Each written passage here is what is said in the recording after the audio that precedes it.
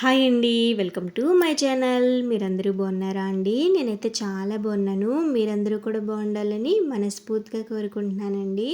ఈరోజు నేనొచ్చేసి ఎంతో టేస్టీ అయిన సూపర్ టేస్టీ బ్రేక్‌ఫాస్ట్ రెసిపీ అయితే చూపించబోతున్నానండి.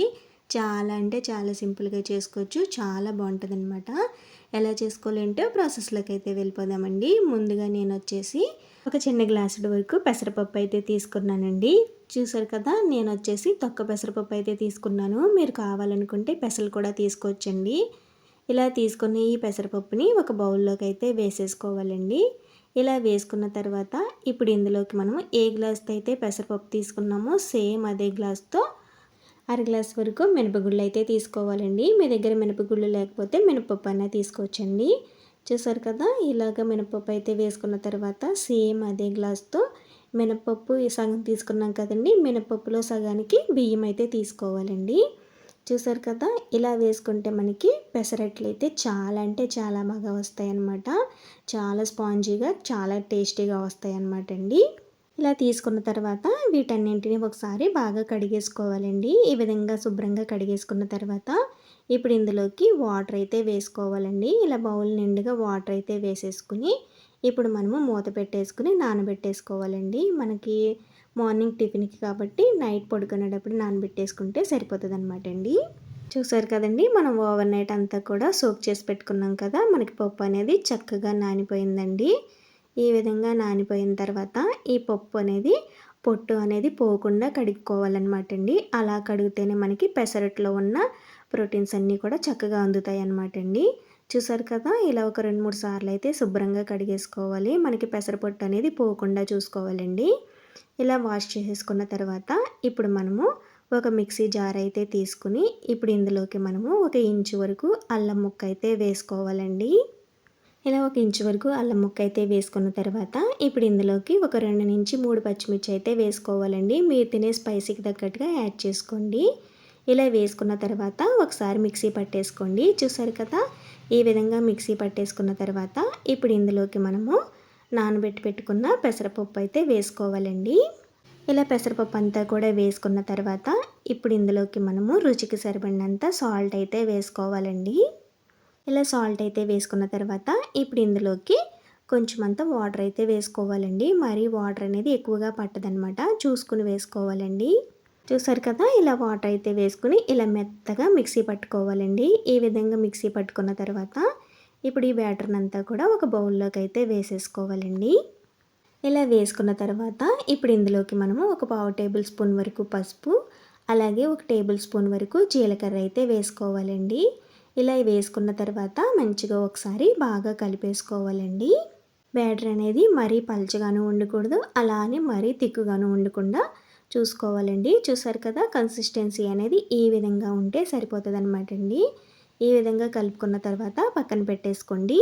ఇప్పుడు స్టవ్ వెలిగించుకుని ప్యాన్ అయితే పెట్టేసుకుని ఇప్పుడు ఇందులోకి 1 టేబుల్ స్పూన్ వరకు ఆయిల్ అయితే వేసుకోవాలండి.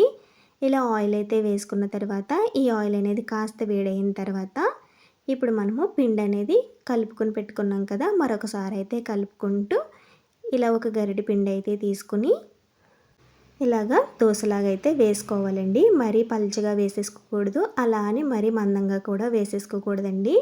చూసారు కదా, ఈ మాత్రం థిక్నెస్ అయితే సరిపోతుంది అనమాట అండి.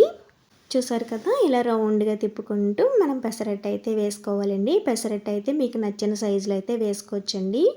చూసారు కదా, ఈ విధంగా వేసుకున్న తర్వాత ఇప్పుడు ఇందులోకి మనము చిన్నగా కట్ చేసిన ఉల్లిపాయ ముక్కలు, అలాగే కొత్తిమీర తరుగు అయితే వేసుకోవాలండి. ఇలా వేసుకుంటే పెసరట్టు టేస్ట్ అనేది చాలా అంటే చాలా బాగుంటుంది అనమాట. ఇలా వేసుకున్న తర్వాత చిన్న మంట మీద మంచిగా ఈ పెసరట్టుని కాలనివ్వాలన్నమాట అండి. ఇలా కాలుతున్నప్పుడే మనం చుట్టూ కూడా ఆయిల్ అయితే వేసుకోవాలండి. ఇలా వేసుకుంటే పెసరట్టు అనేది క్రిస్పీగా సాఫ్ట్గా చాలా బాగుంటుంది అనమాట అండి. చూసారు కదా, పెసరట్టు అనేది ఒకవైపున కాలిన తర్వాత రెండో వైపుకి కూడా టర్న్ చేసుకోవాలండి. ఇలా టర్న్ చేసుకున్న తర్వాత ఒకసారి ఈ విధంగా గరిటతో నొక్కి పెట్టుకుంటే మనకి ఆనియన్స్ అనేవి ఊడిపోకుండా చక్కగా అతుక్కుపోతాయి అన్నమాట అండి. చూసారు కదా, రెండో వైపు కూడా చక్కగా కాలిన తర్వాత ఈ పెసరట్టుని తీసుకుని ఒక ప్లేట్లోకి అయితే వేసేసుకోవాలండి. ఇదే విధంగా వేరొక పెసరట్టు అయితే వేసుకుందామండి. ఇప్పుడు ఒక అర టేబుల్ స్పూన్ వరకు ఆయిల్ అయితే వేసుకుని ఇప్పుడు ఇందులోకి ఒక గరిటె వరకు పిండి అయితే వేసుకుని ఈ విధంగా రౌండ్గా స్ప్రెడ్ చేసుకోవాలండి. మరి పల్చగా అయితే వేసుకోకూడదండి. చూసారు కదా, ఏమాత్రం మందంగా ఉంటే సరిపోతుందండి. ఇలా వేసుకున్న తర్వాత ఆనియన్స్ అలాగే కొత్తిమీర తరుగు వేసుకుంటే టేస్ట్ అయితే చాలా అంటే చాలా బాగుంటుంది అనమాట అండి. ఇలా వేసుకున్న తర్వాత చుట్టూ ఆయిల్ అయితే స్ప్రింకిల్ చేసుకోవాలండి. ఈ విధంగా ఆయిల్ కూడా వేసుకుని పెసరట్టు అనేది చక్కగా కాల్చుకోవాలి. మంట అనేది అస్సలు హై ఫ్లేమ్లో పెట్టకూడదు అనమాట అండి. చిన్న మంట మీద నిదానంగా కాల్చుకుంటేనే మనకి పెసరట్టు టేస్ట్ అయితే చాలా బాగుంటుందండి. మనకి ఈ పెసరట్లు అనేవి కాలడానికి కాస్త టైం అయితే పడుతుంది అనమాట అండి. చూసారు కదా, ఇలా పెసరట్టు అనేది రెండు వైపులా కూడా చక్కగా కాల్చుకుంటూ ఈ విధంగా పెసరట్లు అయితే రెడీ చేసుకోవాలండి. చూసారు కదా, ఇలా రెండు వైపులా కూడా కాలిన తర్వాత ఇలా పెసరట్టుని అయితే తీసుకుని ప్లేట్లోకి అయితే వేసేసుకోవాలండి. ఇదే విధంగా మిగిలిన పెసరట్లన్నీ కూడా వేసుకోవాలండి. అంతేనండి, ఎంతో టేస్టీ అయిన పెసరట్లు అయితే రెడీ అయిపోయి ఇలా రెడీ అయిన ఈ పెసరట్లని ప్లేట్లోకి అయితే వేసుకుని మీకు నచ్చిన చట్నీతో అయితే సర్వ్ చేసుకోవచ్చు అనమాట అండి. మనకి ఈ చట్నీ అనేది పల్లీ చట్నీ కానీ లేదంటే అల్లం చట్నీ కానీ చాలా అంటే చాలా బాగుంటుంది ఈ పెసరట్లోకి. ఈరోజు మేము వచ్చేసి పల్లీ చట్నీతో అయితే సర్వ్ చేసుకుంటున్నామండి. టేస్ట్ అయితే చాలా అంటే చాలా బాగుంటుంది. మరి మీరు కూడా తప్పకుండా ట్రై చేయండి, సూపర్గా ఉంటుంది అనమాట. మార్నింగ్ బ్రేక్ఫాస్ట్లోకి ఇలా హెల్తీగా పెసరట్టు అయితే చేసి చూడండి. టేస్ట్ అయితే చాలా బాగుంటుంది అనమాట. నేను చెప్పినట్టుగా ఈ విధంగా ఈ కొలతలతో చేశారంటే పెసరట్టు అనేది చాలా సాఫ్ట్గా చాలా అంటే చాలా బాగుంటుంది అనమాట అండి. నేను చెప్పిన ఈ కొలతలతో పెసరట్టు అయితే చేసి చూడండి. టేస్ట్ అయితే చాలా బాగుంటుంది. పెసరట్టు కూడా చాలా బాగా వస్తుంది అనమాట అండి. మరి మీరు ఎప్పుడైనా ఈ విధంగా ట్రై చేయకపోతే మాత్రం డెఫినెట్లీ ట్రై చేయండి.